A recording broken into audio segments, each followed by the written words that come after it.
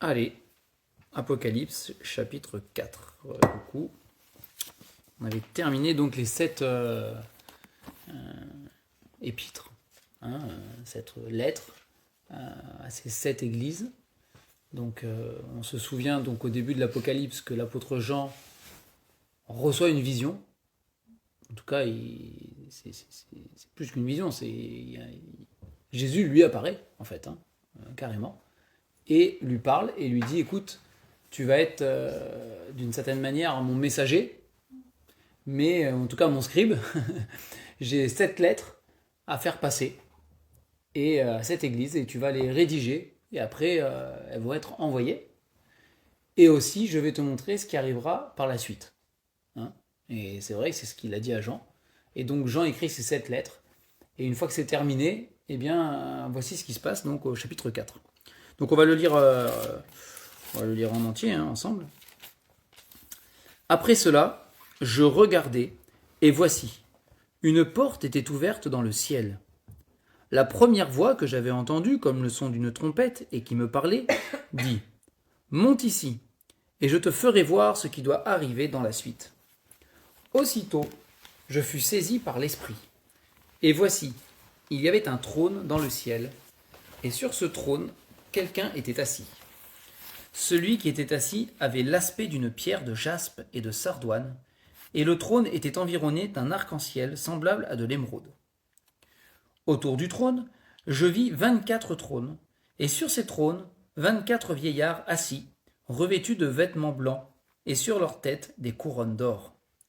Du trône sortent des éclairs, des voix et des coups de tonnerre. Devant le trône brûlent 7 lampes ardentes, qui sont les 7 esprits de Dieu. Il y a encore devant le trône comme une mer de verre, semblable à du cristal. Au milieu du trône et autour du trône, il y a 4 êtres vivants remplis d'yeux devant et derrière. Le premier être vivant est semblable à un lion, le deuxième être vivant est semblable à un veau, le troisième être vivant a la face d'un homme, et le quatrième être vivant est semblable à un aigle qui vole. Les 4 êtres vivants ont chacun 6 ailes, et ils sont remplis d'yeux tout autour et au-dedans. Ils ne cessent de dire jour et nuit « Saint, Saint, Saint est le Seigneur Dieu, le Tout-Puissant qui était, qui est et qui vient. » Quand les êtres vivants rendent gloire, honneur et action de grâce à celui qui est assis sur le trône, à celui qui vit au siècle des siècles, les 24 vieillards se prosternent devant celui qui est assis sur le trône.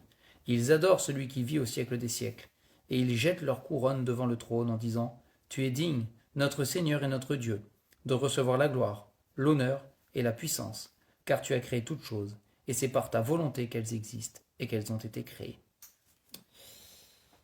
Donc nous on s'arrête là. On s'arrête là ici. Donc ce cher Jean, après avoir écrit ses lettres, lève les yeux au ciel et il voit dans le ciel, il est dit ici, une porte ouverte. Alors, difficile de se représenter exactement ce qu'il a vu, mais voilà, c'est une porte ouverte dans le ciel. Ça, c'est sûr. C'est comme ça. Ce qui est intéressant, c'est cette image de la porte, du coup, qui est employée. Donc, lui, il a vraiment vu une porte. Mais c'est intéressant parce que finalement, dans les lettres aux églises, avant, il est question de porte déjà. Le Seigneur Jésus, alors, par exemple, chapitre 3, verset, à partir même déjà le verset 7, quand Jésus se présente, il est celui qui a la clé de David, il est dit. Celui qui ouvre, personne ferme. Celui qui ferme, et personne ouvre. Bon, ça fait penser à une porte, bien évidemment. Une clé, ça va avec une porte. Alors, ça peut aller avec un coffre aussi, si on veut. Mais bon, dans l'idée, là, on est plutôt dans des portes. Et au verset 8, il dit, à la fin du verset 8, « J'ai mis devant toi une porte ouverte, que personne ne peut fermer. » Donc déjà, la porte, elle est mentionnée là. Au chapitre 1, quand il se présente, Jésus, il est dit qu'il a les clés de la mort et du séjour des morts. Et puis, aussi au verset 20 du chapitre 3, qu'on a vu la dernière fois, avec l'église de Laodicée cette fois, il dit « Je me tiens à la porte et je frappe. Si quelqu'un entend ma voix, ouvre la porte, j'entrerai avec lui, je souperai avec lui, lui avec moi. » Donc voilà. Donc cette image de la porte, elle est forte. Et là, Jean, il regarde et il voit une porte ouverte dans les cieux. Et cette porte, elle n'est pas fermée. C'est ça qui est important. Hein, la porte, elle est ouverte. Et il y a un accès, parce que, on va le voir après, mais dès qu'il monte, et dès qu'il franchit cette porte, et qu'il arrive dans le ciel, pas le ciel bleu, mais voilà, la présence de Dieu derrière, hein, de suite il tombe sur le trône, et la présence de Dieu. Il n'y a pas de transition, il n'y a pas un couloir avec une lumière blanche au fond, ou je ne sais quoi. C'est direct, il tombe sur le trône, il tombe direct sur la gloire de Dieu, et la présence de Dieu. Et c'est intéressant, on va aller en Hébreux chapitre 10.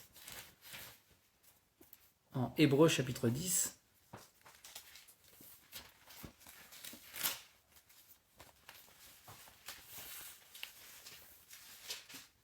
Alors on va pas tout lire, mais on va lire les versets 19 à 22 pour le coup. Donc Hébreux 10, 19 à 22. Il est dit ici, « Ainsi donc, frères, nous avons, au moyen du sang de Jésus, une libre entrée dans le sanctuaire, par la route nouvelle et vivante qu'il a inaugurée pour nous au travers du voile, c'est-à-dire de sa chair. Et nous avons un souverain sacrificateur établi sur la maison de Dieu.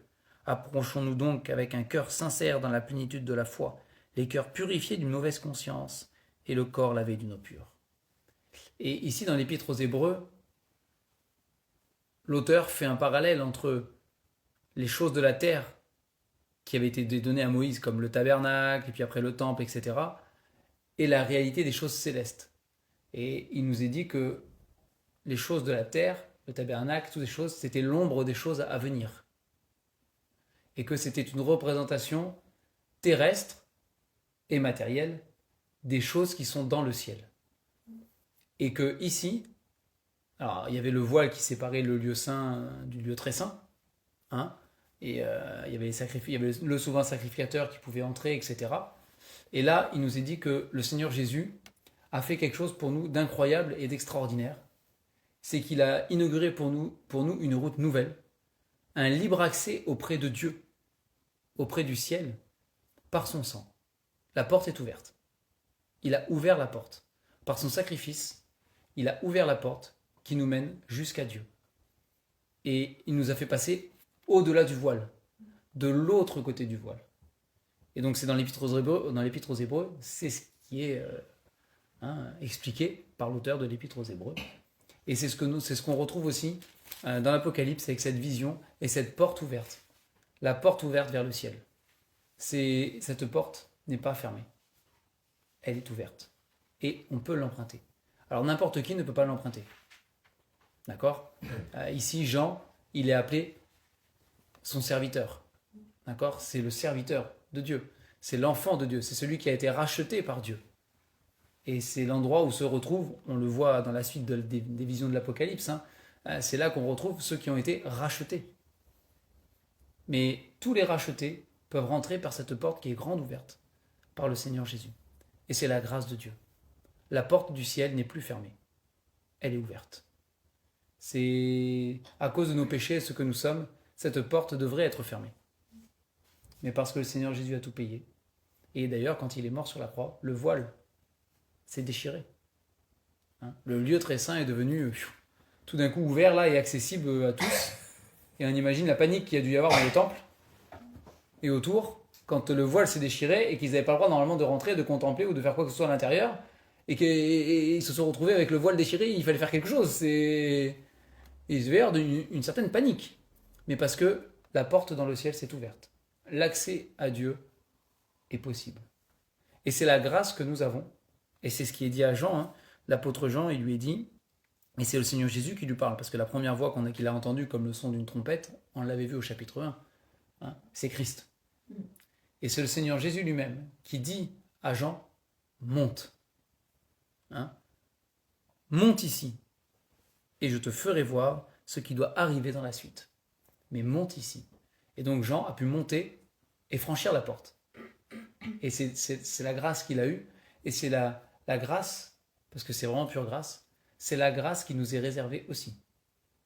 Il y a un jour où le Seigneur dira, monte. Parce qu'en attendant, on est sur la terre, on est sur l'île de Patmos, nous aussi. Jean, il avait son île de Patmos, on a tous plus ou moins la nôtre, c'est comme ça. Mais un jour, ce sera terminé. C'est notre espérance. Bon, Jean, il n'est pas resté là, hein. C'est en esprit qu'il a été ravi. Après, il est redescendu sur son île, là, pour le coup. Mais un jour, on l'a franchi pour de bon, cette porte. Hein, et on reste avec le Seigneur pour toujours. Et ça, c'est l'espérance qui est la nôtre. L'espérance céleste qui est la nôtre. Alors, le jour où on montera et qu'on rejoindra le Seigneur, alors c'est le jour que le Seigneur aura décidé. Ce n'est pas nous qui connaissons l'heure, le jour ou le moment. Hein. On peut aussi le relier au jour où le Seigneur viendra chercher son Église. Hein, bien évidemment. C'est ce grand jour-là. Mais bon, si on meurt avant, on rejoindra le Seigneur avant. C'est voilà. Pas encore ressuscité et glorifié, ça le sera après, mais quand même, on rejoindra le Seigneur.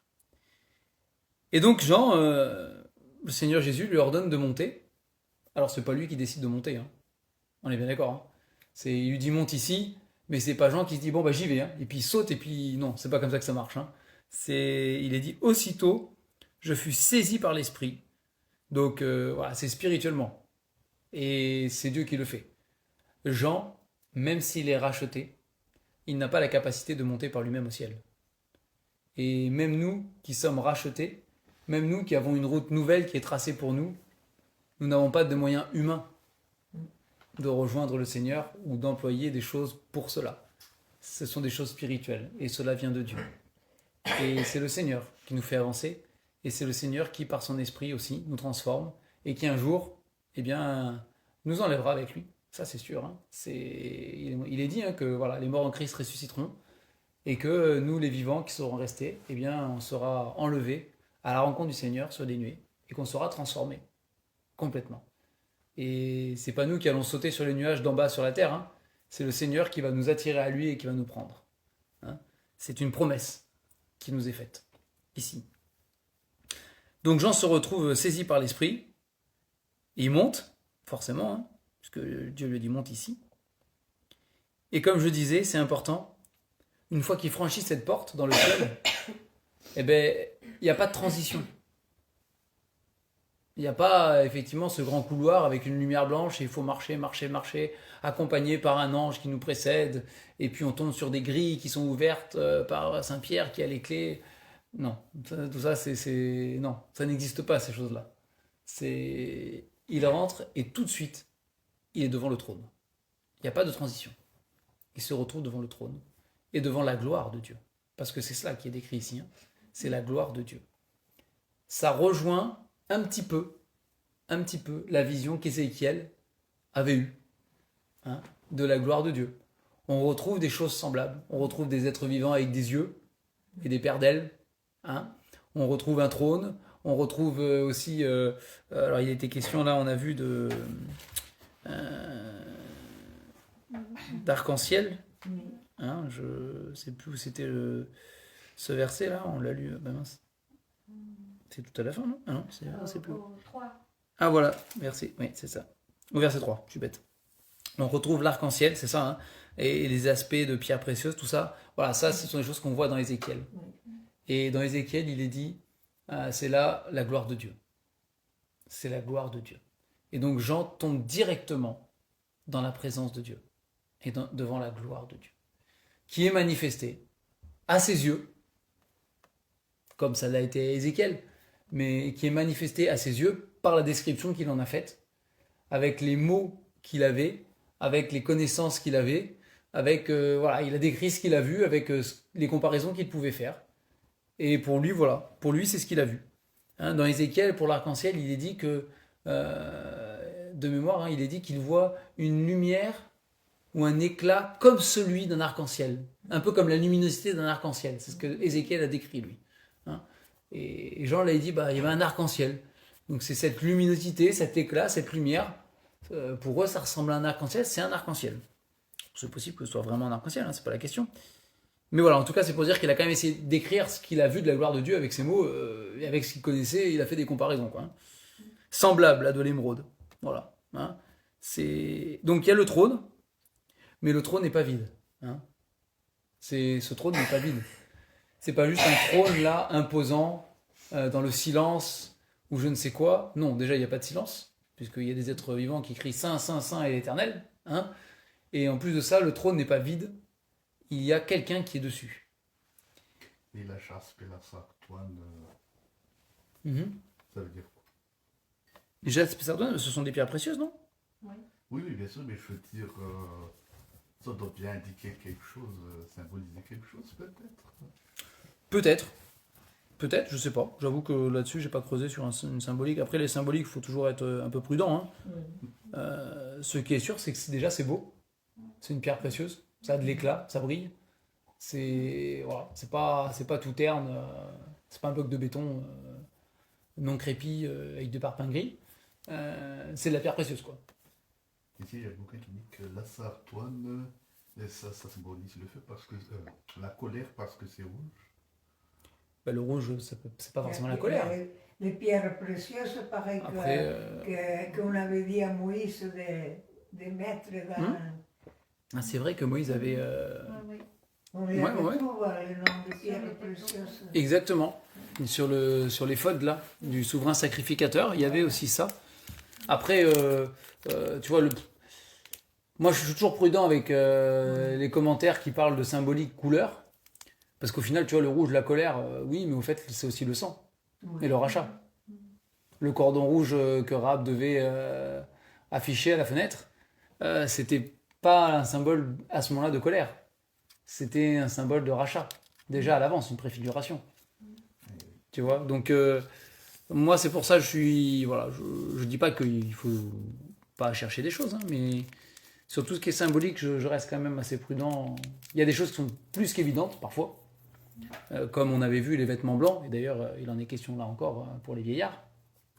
Les vêtements blancs, c'est marqué dans la Bible. Les tuniques blancs, ce sont les œuvres des saints, de la justice, etc. C'est le fait d'être pur, d'être lavé, et plusieurs fois l'image est prise dans la Bible justement, hein, de la tunique blanche, pour dire qu'on est justifié et purifié. Donc là c'est facile parce que le parallèle est déjà fait dans la Bible. Et puis l'arc-en-ciel, L'arc-en-ciel. Oui. c'est sûrement un symbole de la grâce de Dieu. Et bien sûr. L'arc-en-ciel c'est clairement un symbole de la grâce de Dieu. Et ça nous rappelle le déluge, n'est-ce pas? Avec la sortie de l'arche et les promesses aussi de Dieu. Hein. L'arc-en-ciel c'est aussi la promesse. Hein. C'est la promesse de Dieu. Et donc oui, c'est sûr. Là, il y a des choses dont le lien est vraiment plus qu'évident ailleurs avec des passages de la Bible. Après, pour ce qui est des pierres précieuses, voilà, il y a probablement des choses. Hein, je veux pas dire le contraire. Hein. Après, là, il compare l'apparence de ce qu'il est là. Là, il décrit ce qu'il voit. Voilà. Donc, pour trouver la symbolique, que ça pourrait être la colère ou quoi, enfin, là, ça fait pas partie de ce que Jean il a voulu dire. Lui, Jean, non, lui, il a décrit ce qu'il a vu, ça c'est sûr. Hein. Ouais. Donc, c'est Après, plus il a en pas termes fait. d'apparence qu'il faut s'imaginer que c'était comme la jaspe et la sardoine. Ah oui. Il avait l'aspect. Alors, celui qui a l'aspect, c'est pas le trône. Hein. Oui, c'est Vous avez vu. Hein. C'est la personne. Et je veux dire, puisque la Bible est inspirée du Saint-Esprit, et sans doute pas un hasard, c'est la choisi ces mots précis. Ah non, c'est sûr. Il n'y a rien qui est sur un hasard. Non, il n'y a pas de hasard. Les mots ont été bien choisis. Il n'y a pas de souci. Hein. Mais il n'a pas employé. Mais bon, ça, c'est la fascination de la parole de Dieu. C'est qu'en fait, Dieu a choisi les mots, mais pour autant, les auteurs qui ont écrit humains ont utilisé un vocabulaire qu'ils connaissaient. Oui. C'est ça qui est fascinant. Hein. Et Dieu s'est servi de ça aussi. Si Dieu aurait pu dire ça d'une autre manière, avec d'autres mots qu'ils ne connaissaient pas eux. Mais c'est pas le cas. C'est pas le cas. En tout cas, il y a ce trône. Sur le trône, il y a quelqu'un. Et ce quelqu'un, il a un aspect de pierre précieuse. D'accord? Et le trône a un arc-en-ciel semblable à de l'émeraude. Alors, difficile d'associer l'arc-en-ciel avec l'émeraude, mais voilà. C'est comme ça que lui, il a vu la chose et ça brillait, quoi. Il y avait un truc qui ça lui faisait penser à ça, quoi. Voilà. Hein? C'est comme ça. Et donc, celui qui est assis sur le trône, alors, dans l'Ancien Testament, dans certaines visions des prophètes, il est question de l'Ancien des jours. D'accord? Daniel. Ouais, dans Daniel particulièrement. L'Ancien des jours, qui est assis sur le trône. Aussi, il voit, Ésaïe voit aussi la gloire de Dieu. la gloire de Dieu, quelqu'un. Alors, Alors, c'est là où ça devient pas complexe, mais parfois ambigu, parce qu'il s'agit à la fois de l'Éternel, en tant que l'Éternel de Dieu, tout Dieu, et à la fois de Christ aussi, enfin, en tant que Fils. D'accord? Donc, bon, nous savons que c'est qu'un seul Dieu, et que forcément, ben voilà, il y a des moments où les choses se rejoignent, et les choses, et puis nos esprits sont limités aussi, on va pas se mentir, hein. Et puis voilà, dans nos esprits limités, nous, on veut découper les choses pour bien comprendre. Dans l'esprit de Dieu, c'est peut-être pas aussi découpé que dans notre esprit, où nous, on veut essayer de le faire de manière humaine, d'accord? Dieu est au-dessus de nous. Ses pensées ne sont pas nos pensées, ses voix ne sont pas nos voix, il nous dépasse, et c'est normal, parce que c'est Dieu, donc c'est normal d'être dépassé par Dieu. Et donc des fois, voilà, sur ce trône, et même dans l'Apocalypse, hein, sur ce trône, des fois, les choses se... Voilà, c'est vraiment, ça correspond parfois à l'Éternel, l'ancien des jours, etc. On a l'impression, on pourrait dire le Père en fait, hein. Et puis d'autres fois, c'est l'agneau qui est sur le trône. Hein, il est question de l'agneau, exactement, qui est sur le trône. Et c'est le chapitre suivant, hein, si ma mémoire est bonne. On y vient juste après, en tout cas. Mais voilà, et donc ça jongle entre les deux. Hein. Et ce que nous savons, c'est que Christ est aussi sur le trône et que toute autorité lui a été donnée aussi. C'est ce que dit la Bible. Hein. Tout pouvoir, toute autorité lui a été donnée. Et Christ est sur ce trône aussi pour régner.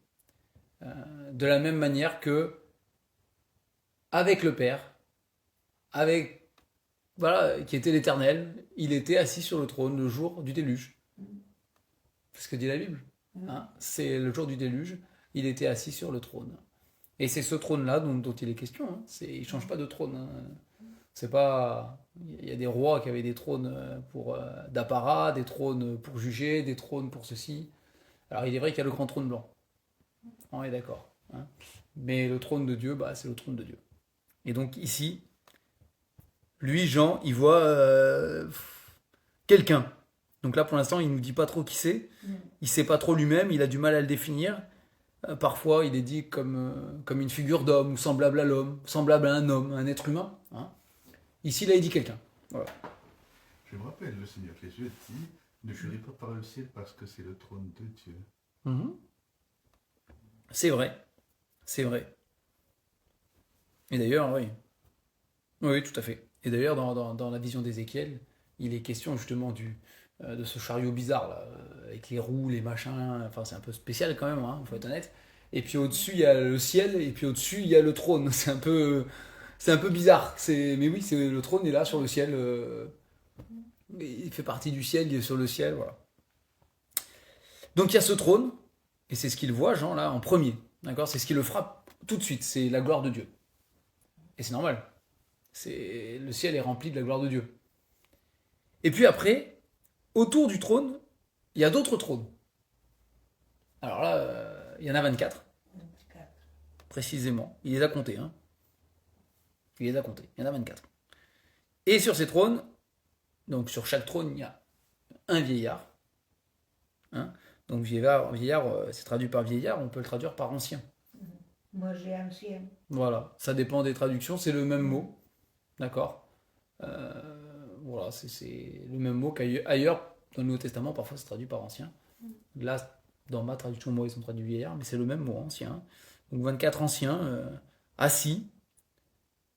Alors, ils sont assis. Ils ne sont pas devant les trônes, hein, ils sont assis sur les trônes. Ils sont revêtus de vêtements blancs, on en parlait tout à l'heure, hein, et sur leur tête, ils ont des couronnes d'or. Alors, bien qu'il n'y ait pas de réponse absolue, voilà, chacun s'accorde à dire quand même, en tout cas en majorité, que ces vieillards représentent l'Église, d'accord ? Donc, c'est-à-dire, l'Église, c'est pour définir avec un seul mot la chose, mais les racheter, d'accord ? Dans le sens où il y a quand même deux symboliques fortes, il y en a trois. Hein, il y a le fait qu'il soit assis, d'accord, et que il nous est dit que nous, en tant qu'enfants de Dieu, on est assis dans les lieux célestes en Jésus-Christ, d'accord. Alors, en plus assis sur des trônes, et il est dit que nous régnerons aussi avec Christ. Donc le trône et le fait de régner et le fait qu'on est assis. Il y a les vêtements blancs. Donc ça, on l'a vu, on l'a dit, on l'avait, voilà. Les vêtements blancs, c'est vraiment là, il n'y a pas de discussion sur la symbolique des vêtements blancs. Ça signifie la purification et la justification. Hein. Ça revient dans l'Ancien Testament, déjà c'était présent, et puis dans le Nouveau Testament encore, et puis le Seigneur l'a utilisé comme image, et puis c'est expliqué comme ça aussi dans l'Apocalypse, et voilà. Donc ce sont, voilà, la purification, les vêtements blancs. Et puis sur la tête, les couronnes d'or, et il est aussi question de couronnes pour le racheter, hein, suivant ce qu'il aura accompli pour le Seigneur. Donc il est fort probable. Bien sûr, puisque Non, il n'y a pas dans d'autre. dans ce testament, il y avait 24 classes de prêtres établies par David et Zadok. Oui. Et chaque classe de prêtres a fait son chef, donc 24 chefs pour représenter la Oui, mais on sacrification. retrouve pas la symbolique des 24 dans l'église. Non plus, quand même. Faut être honnête. Ben, sachant que nous sommes un royaume de Oui, sacrificateurs. non, mais je suis d'accord. Mais dans le Nouveau Testament, par rapport à l'église, il n'est pas question de 24 représentants non plus. Il y a 12 apôtres. Ah bien, ce mot-là, c'est... Tu vois ce que je veux dire? Je vois ce que je veux dire, mais c'est un Ah. raisonnement circulaire. Si tu parles du principe que ce n'est pas le cas dans l'Apocalypse, du coup c'est normal qu'il n'y en ait pas. Mais Non, je te dis pas que c'est pas ça. Je dis que pour le coup, le chiffre 24 avec l'église, il n'est pas associable directement. Mais je pense que c'est l'église, il n'y a pas de raison. De toute façon, je vois pas ce que ça pourrait être d'autre, hein. On va pas se mentir. Pour le coup, voilà, c'est. Il y a très peu de raisons que ce soit autre chose. Hein. Et là, du coup, le chiffre 24 associé à l'église, tu l'as ta symbolique. Oui, mais tu peux pas expliquer ça avec le même verset, du coup.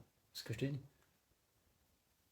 Tu peux pas dire qu'il est là. Oui, mais ce n'est pas avec le même verset Tu vois ce que je veux dire? ça, mais avec l'Ancien Testament. Le premier livre Oui. des Chroniques, si je me souviens bien. Oui, mais c'est ce que je te dis, c'est pas dans le Nouveau Testament. T'en as pas d'autres dans le Nouveau Testament. Oui, bien sûr. Mais, C'est ça que je dis. Hein.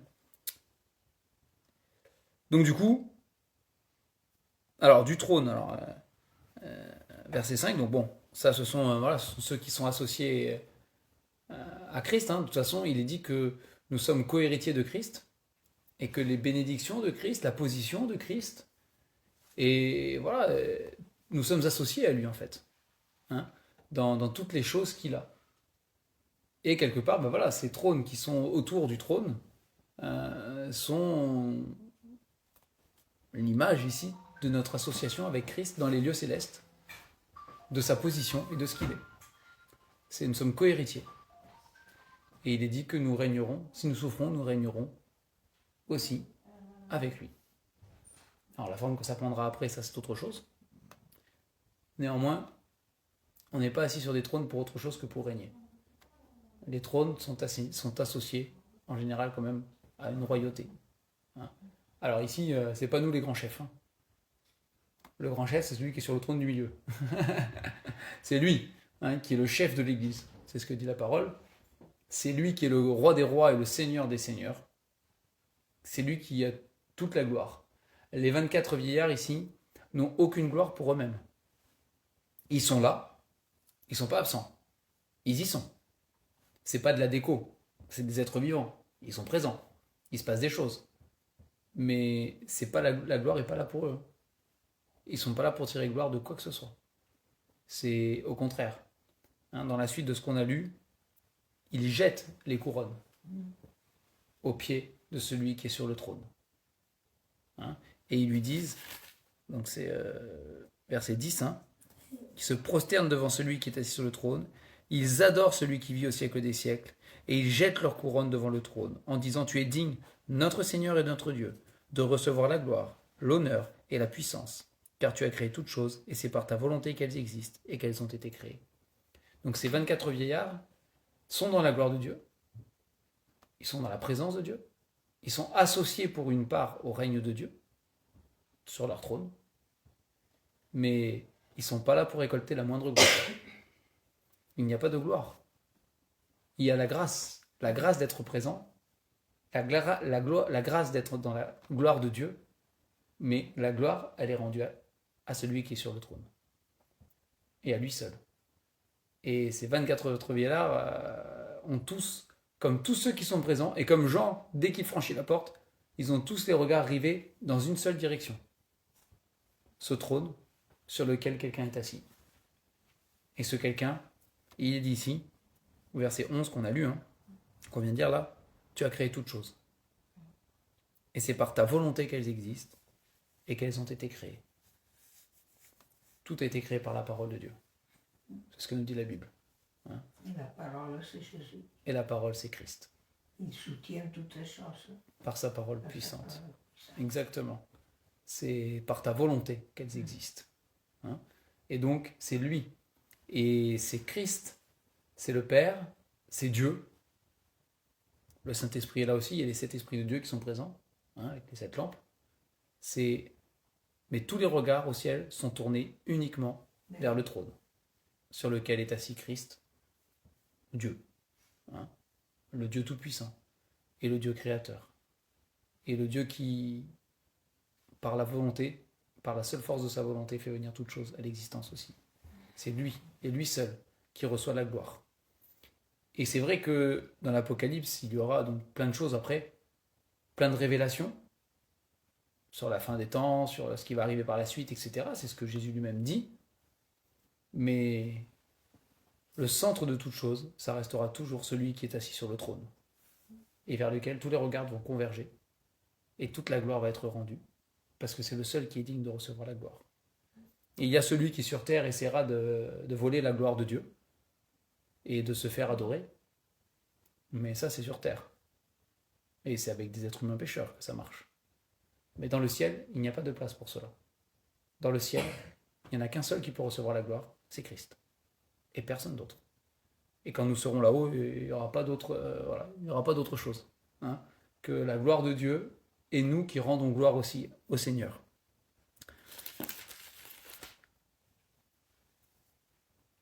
Et donc, du trône sortent des éclairs, des voix et des coups de tonnerre, au verset 5. Donc du trône, pas des trônes sur lesquels les vieillards sont assis. Quand même pas, faut pas exagérer. On est associés, mais celui, il y en a qu'un qui est Dieu. Par contre, du trône de Dieu, non seulement il a ses aspects un peu, c'est un peu spécial, mais aussi il y a les éclairs, voix et coups de tonnerre. Alors là, je sais pas vous, mais moi ça me fait penser directement au Mont Sinaï. Là, vraiment, les éclairs, la voix, les coups de tonnerre, ça, les Israélites de l'époque, qui se sont retrouvés avec Moïse et Aaron devant le Sinaï, ça, ils l'ont vécu. C'est la montagne qui fumait, qui tremblait, les éclairs, le tonnerre et la voix. La voix où il disait non, nous parle pas. C'est parle à Moïse, mais nous non. La voix est trop forte, on ne peut pas la supporter. Ils l'ont vécu. Et bien là, ça sonne, ça sort du trône de Dieu. Et dans le mont, si on reste dans la symbolique de ce qu'on voit avec le mont Sinaï, parce que là pour le coup on peut faire le parallèle par rapport aux descriptions qui sont faites, il n'y a pas que la gloire, mais il y a la sainteté. Parce que quand même le mont Sinaï, ce qui était relativement bien mis en avant quand même, c'était la sainteté de Dieu. Le mont Sinaï est devenu saint. Une bête même ne pouvait pas toucher la montagne sans être lapidée. Et puis quand Moïse est monté et qu'il est redescendu, il est redescendu avec les tables de la loi, qui affichait une sainteté de Dieu que le peuple, qui était inatteignable de toute manière pour n'importe quel être humain, inatteignable, la sainteté. Et puis tous les commandements qu'il a reçus, même sur le mont Sinaï, tout ce qui concernait le culte, et on le voit en ce moment le mercredi soir avec Ramon dans Lévitique, ça revient sans cesse, vous serez saints car je suis saint. Je suis saint. Et donc voilà, ces éclairs, cette voix, ces voix, ces coups de tonnerre, nous rappellent aussi la sainteté de Dieu. Celui qui trône, c'est celui qui est glorieux, et c'est celui qui est saint. Et juste après, justement, il y a ces êtres vivants, au verset 8, et ces 4 êtres vivants ne cessent de dire jour et nuit, Saint, Saint, Saint est le Seigneur Dieu, le Tout-Puissant, qui était, qui est et qui vient. Saint, saint, saint. Ça nous rappelle bien sûr la vision d'Ésaïe. Hein, il a vu la même chose. Hein. C'est pas... et nous voyons là une continuité parfaite dans la révélation et dans la parole de Dieu. C'est qu'on soit à l'époque d'Ésaïe, d'Ézéchiel, de Daniel même, hein, et de tous les autres finalement, jusqu'à Jean dans l'Apocalypse ici, tous voient la même chose. Tous reçoivent une révélation du même Dieu. Et ils le décrivent comme eux ils le décrivent. Il y a des similitudes, parfois des petites différences dans ce qu'ils disent, mais tous ont eu accès, par privilège, par vision, à un aspect du ciel et de la gloire de Dieu, et du trône de Dieu, et de la sainteté de Dieu. Mais à chaque fois, il y a la gloire et il y a la sainteté. À chaque fois, on les retrouve. Hein. C'est pas dissociable. C'est pas dissociable. Cette sainteté, cette perfection de Dieu. Hein. Alors, devant le trône, il y a 7 lampes qui brûlent, 7 lampes ardentes, qui sont les 7 esprits de Dieu, on en a déjà parlé du coup. Hein. Mais voilà, le Saint-Esprit est présent aussi, sous l'aspect de ces 7 lampes-là, et de 7 esprits. Faut-il prendre le chiffre 7 à la lettre, genre ils sont vraiment 7, ou bien est-ce que c'est juste un symbole de perfection? Alors c'est vrai qu'on voit avec le chiffre 7 une symbolique de perfection. Maintenant, comme il dit qu'il y a 7 lampes, moi je pense qu'il a vraiment vu 7 lampes quand même, quoi. Je pense qu'il n'y a pas de raison. Est-ce à dire que Dieu ne peut pas être plus que 7 esprits bon, on peut pas limiter. Il est certain que Mais Jean, lui, il a vu 7. voilà, à Jean, il en a vu 7, lui, c'est sûr. Hein. Et Mais, il y a marqué, ce sont les 7 esprits de Dieu. C'est ce qu'il a été conduit d'écrire quand même. Donc probablement, c'est qu'ils ne sont pas 8, quoi. J'imagine, hein. J'imagine, hein. Après, encore une fois, voilà, c'est ce qu'il voit à ce moment-là, et c'est aussi en rapport avec ce que Christ a révélé déjà à Jean au début, quand il a dit que voilà, il avait dans ses mains les 7 étoiles, les 7 esprits, etc. quoi. Hein, les 7 esprits de Dieu. Donc il reste dans la même lignée aussi. Il y a une cohérence. Et puis donc il y a ces verset 6 devant le trône. Hein, donc, là encore, c'est pas la seule fois que c'est décrit comme cela. Hein. Devant le trône, il y a comme une mer de verre semblable à du cristal. Hein. On va retrouver cette image plus loin dans l'Apocalypse. Oui. Et c'est là où se trouvera la grande foule des rachetés de la tribulation, hein, de ceux qui ont refusé la marque de l'Antéchrist, etc. etc. Et voilà, qui ont été martyrisés. Ils se retrouveront tous là, avec des vêtements blancs, eux aussi, d'ailleurs, hein, et des palmes, etc. Enfin, et ils loueront le Seigneur, ils chanteront des cantiques, il est dit, le cantique de l'agneau notamment. Hein. Donc ça, c'est... Voilà, donc c'est pas... Voilà, c'est comme ça. C'est comme ça que c'est décrit, hein. Il n'y a pas... Voilà... mer de verre, semblable à du cristal. Bon, le trône ne flotte pas dans le néant. Ça aurait pu, hein, pourquoi pas, c'est Dieu. Hein. Mais il flotte pas dans le néant et il y a un sol. C'est solide. Voilà, il y a un sol. Il y a un sol. Et ce sol, bah voilà, c'est une mer de verre comme du cristal. C'est quelque chose qui, voilà, encore une fois, hein, c'est... Transparent et pur. Voilà. Jean a décrit comme il a pu ce qu'il a vu, mais c'est quelque chose qui, ouais, c'est tout dans les descriptions, hein, quand même. Ce qu'on peut retenir, c'est que tout est lumineux. Il n'y a rien de sombre, hein, dans ce qui est décrit. C'est lumière, c'est couleur, c'est chaud, c'est pur, mais c'est pas sombre.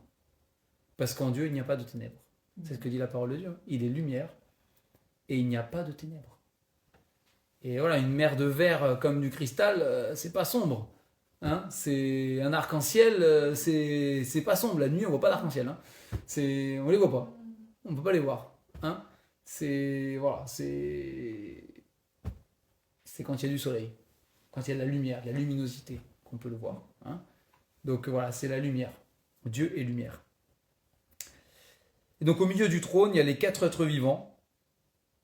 Alors c'est comme dans Ézéchiel. Oui. C'est spécial, c'est dur d'imaginer. Ils ont des yeux partout. Rien que ça nous fait bizarre. En dehors et en dedans. Voilà. En dedans, comment on le En voit? dedans, comment c'est possible? Mais deux, voilà. Mais là, voilà, il est dit devant et derrière, mais dans Ézéchiel, c'est marqué dedans, dehors et en dedans. C'est marqué. Et voilà, alors c'est pareil, hein, le pauvre Jean, il voit ça et puis bah lui il écrit ce qu'il voit quoi. Alors inspiré par l'esprit, on est d'accord, mais il écrit ce qu'il voit et ils ont des yeux partout, bah il écrit, ils ont des yeux partout quoi. C'est voilà, c'est comme ça. Ce sont des êtres que nous ne connaissons pas. Ce sont des êtres qui ne sont pas de notre création terrestre, on va dire, hein. Ce sont des êtres qui sont dans le ciel, qui sont dans la présence de Dieu. Ce sont des êtres aussi qui nous montrent que Dieu n'est pas limité par ce que nous savons ou ce que nous voyons, non plus. Hein, et qu'il est le Dieu créateur et qu'il a créé des choses qui nous dépassent, que nous ne connaissons pas, que nous n'avons jamais vues de nos yeux. Mais c'est l'éternel. Il n'est pas limité par nous, ni par rien du tout. Il y a bien des choses à découvrir de ce que le Seigneur a pu déjà faire et qui nous dépassent, et qui ne nous sont pas accessibles sauf par révélation. Il y a ces 4 êtres vivants. Alors, quand même, la chose intéressante, c'est qu'ils sont semblables à des trucs qu'on connaît. Oui. En tout cas, pour Jean, il le dit. Hein. Alors, c'est clairement pas exactement la même bête que ce qu'on connaît, hein. Mais il y a un aspect d'un truc qui fait penser. Hein. Et Jean, il dit, voilà, le premier, il est semblable à un lion, le deuxième à un veau, le troisième à un homme, et le quatrième à un aigle. Mais justement, il y a plusieurs commentateurs qui ont remarqué que pour les Juifs, il y avait 4 créatures qui étaient les rois de la création.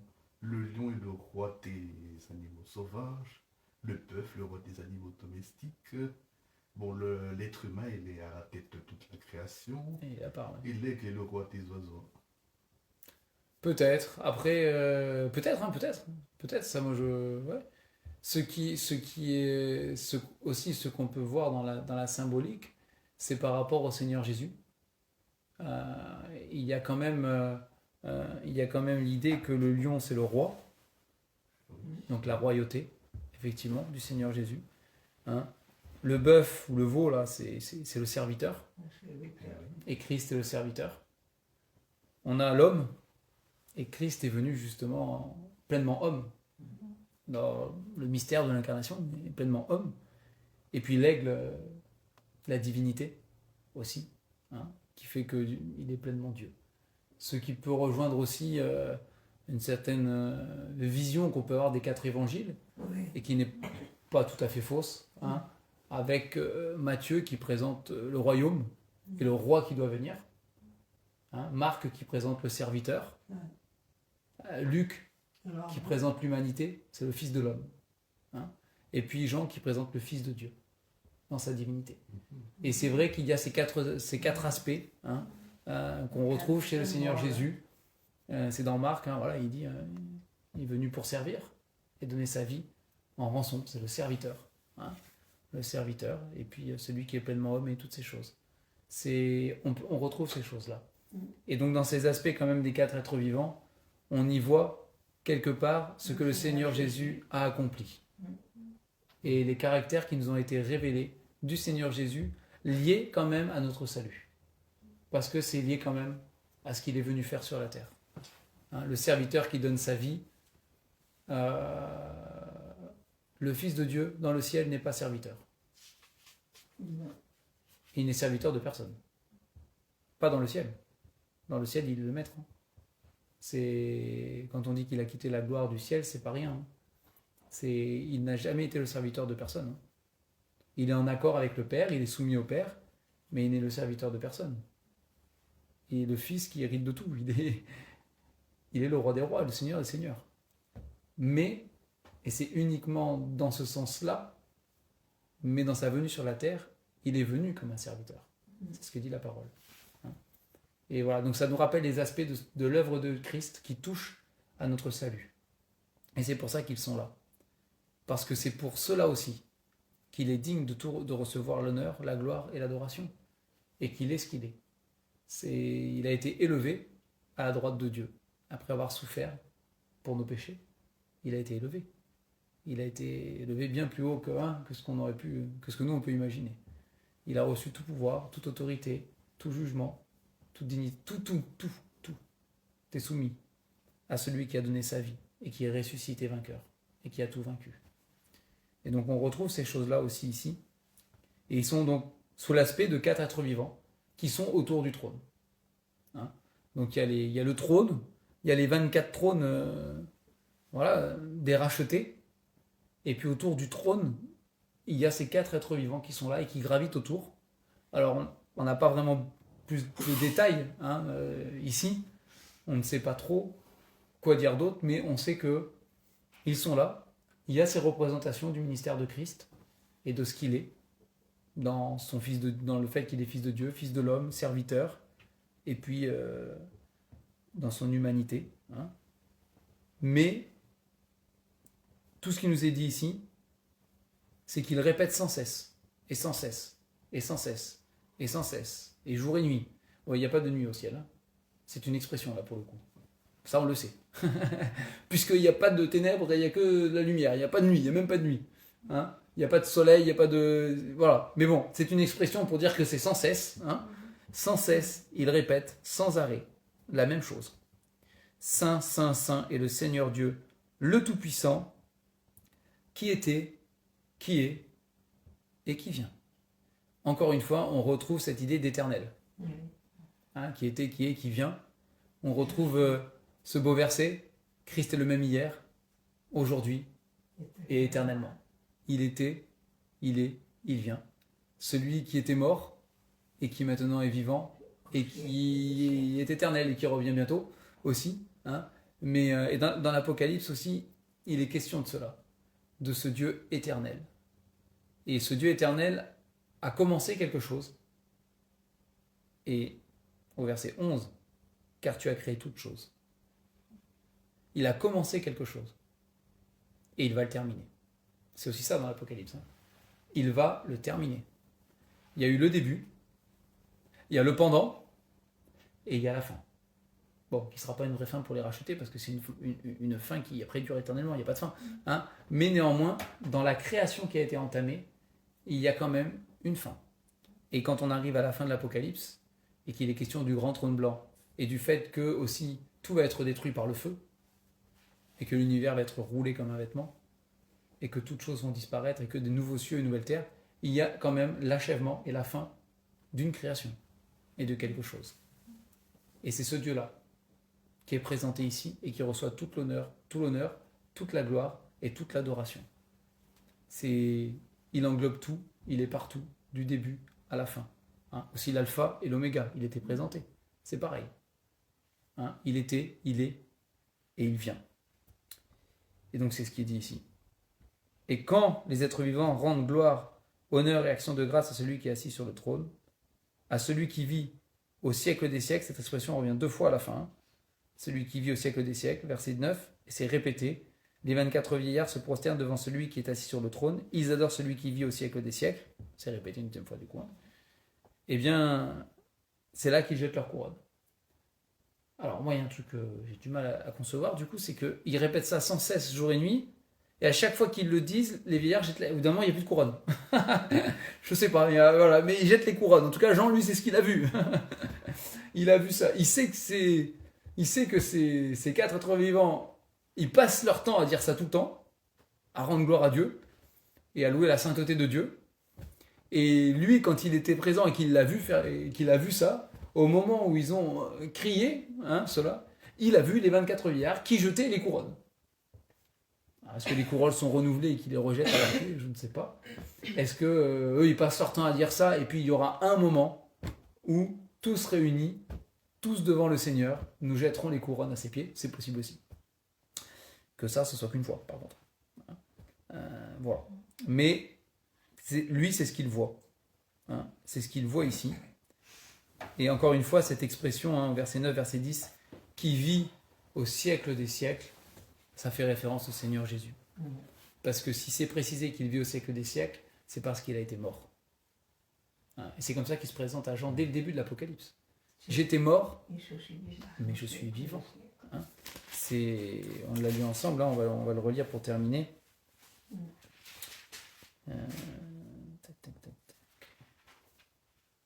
Voilà. Et c'est exactement la même expression. Et d'ailleurs, au verset 8 du chapitre 1, déjà, il y a le Seigneur Jésus qui se présente comme étant l'alpha et l'oméga, dit le Seigneur Dieu, celui qui est, qui était et qui vient. C'est la même expression. Hein. D'accord ? Le Tout-Puissant, c'est la même expression. Et au verset 18, il dit « Je suis le premier et le dernier », donc l'alpha et l'oméga, c'est pareil. Hein. Et le vivant, j'étais mort et voici je suis vivant au siècle des siècles. D'accord ? Au siècle des siècles. Donc là, et celui qui est assis sur le trône, il est loué, il est adoré, il se prosterne devant, hein, parce que c'est celui qui vit au siècle des siècles. Et là où c'est fort, c'est parce qu'il était mort.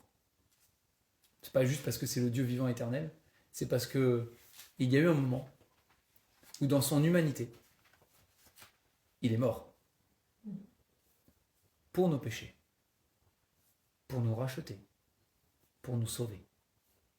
Et que 3 jours après, il est ressuscité pour l'éternité. Et donc maintenant, oui, il vit au siècle des siècles. Il est le vivant. Il a triomphé de la mort. Hein, et c'est écrit, hein, la mort n'a pas pu le retenir. C'était impossible. Rien ni personne n'a pu le retenir. Parce qu'il est la vie. Le Seigneur a dit, je suis le chemin, la vérité et la vie. Il est la vie. Et pour cela, il est digne de recevoir toute l'adoration déjà. Hein. Donc voilà pour ce passage, on ne va pas aller plus loin. Hein. C'est déjà pas mal. Mais voilà, on retient quand même que dans le cursus de l'Apocalypse, dans le survol de l'Apocalypse, qui est plus qu'un survol quand même, mais dans notre avancée dans l'Apocalypse, dans le livre de l'Apocalypse, hein, j'entends, on retient que, après avoir écrit ces lettres, il voit cette porte ouverte dans le ciel, l'accès du ciel qui est ouvert, il monte, et la seule chose qu'il y a devant lui, c'est le trône et la gloire de Dieu. Et Christ sur ce trône. C'est ce qui captive l'attention de tous dans le ciel. Sans transition. Sans transition. Et que c'est un jour ce que nous vivrons aussi de toute manière. Quel que soit le temps, le moment, le pourquoi, le comment, peu importe. Mais nous le vivrons. Un jour, nous franchirons la porte du ciel, réellement, et nous serons dans cette gloire-là. Nous y serons, dans la présence de Dieu. Et c'est notre espérance. C'est notre espérance. Et l'île de Patmos dans laquelle nous vivons aujourd'hui sera bien loin derrière. Hein, le pauvre Jean a dû y retourner. Mais bon, il y a une fois, quand il est décédé plus tard, il est monté, il ne redescendra plus dans l'île de Patmos. Il y aura la résurrection, d'accord, mais ça demeure maintenant, c'est la gloire de Dieu. Ce ne sera plus jamais les choses de cette terre, hein, ça c'est sûr. Hein. Tout ça est maintenant pour notre frère Jean bien loin derrière. Pour nous, c'est encore devant nous, et c'est là, pour le temps que le Seigneur nous donne encore. Mais un jour, notre espérance, c'est que voilà, nous franchirons cette porte, qui est grande ouverte, grâce au Seigneur Jésus, qui lui a la clé et a pu ouvrir. Pour le coup, c'était par son sang qui nous a libérés. Voilà.